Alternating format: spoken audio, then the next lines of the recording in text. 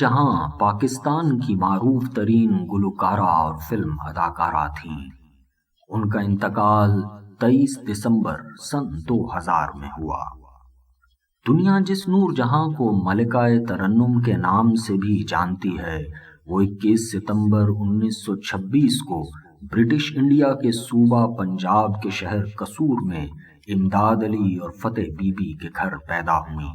اور ان کا نام اللہ رکھی وسائی رکھا گیا۔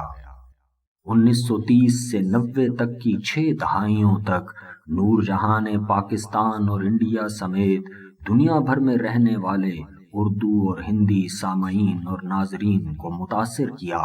بے مثال شہرت حاصل کی، 40 سے زیادہ فلموں میں کام کیا، اردو، ہندی، پنجابی، پشتو، سندھی اور فارسی زبانوں میں 18,000 سے زیادہ گیت اور غزلیں گائیں، پاکستان کے اعلیٰ ترین سول اعزاز تمغہ حسن کارکردگی کے علاوہ تمغہ امتیاز، ستارہ امتیاز، نگار ایوارڈ اور دیگر بے شمار اعزازات حاصل کیے اور ایک زمانے کو اپنا مداح بنایا۔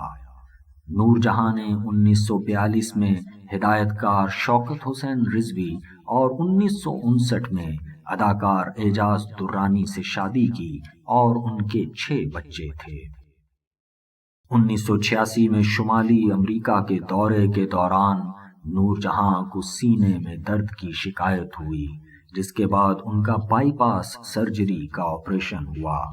سن 2000 میں ان کو دل کا دورہ پڑا اور ان کو کراچی کے ایک ہسپتال میں داخل کرایا گیا۔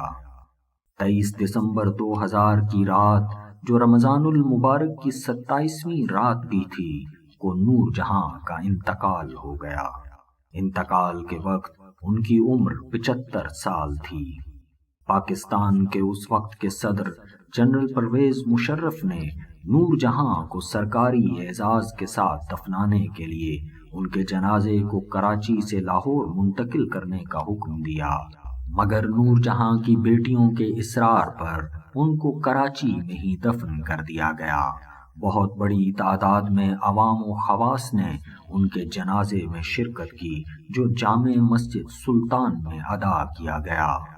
نور جہاں کی قبر کراچی کے علاقے ڈیفنس کے گزری قبرستان میں واقع ہے۔ نور جہاں کے معروف گیتوں اور غزلوں میں چاندنی راتیں، ہماری سانسوں میں آج تک وہ، جدوں ہولی جئی لیندہ میرا ناں، آشیانے کی بات کرتے ہو، ہم سے بدل گیا وہ نگاہیں تو کیا ہوا، سن ونجلی دی مٹھی مٹھی تان وے، رات پھیلی ہے تیرے سرمئی آنچل کی طرح، نگاہیں ملا کر بدل جانے والے، آواز دے کہاں ہے میری زندگی ہے نغمہ،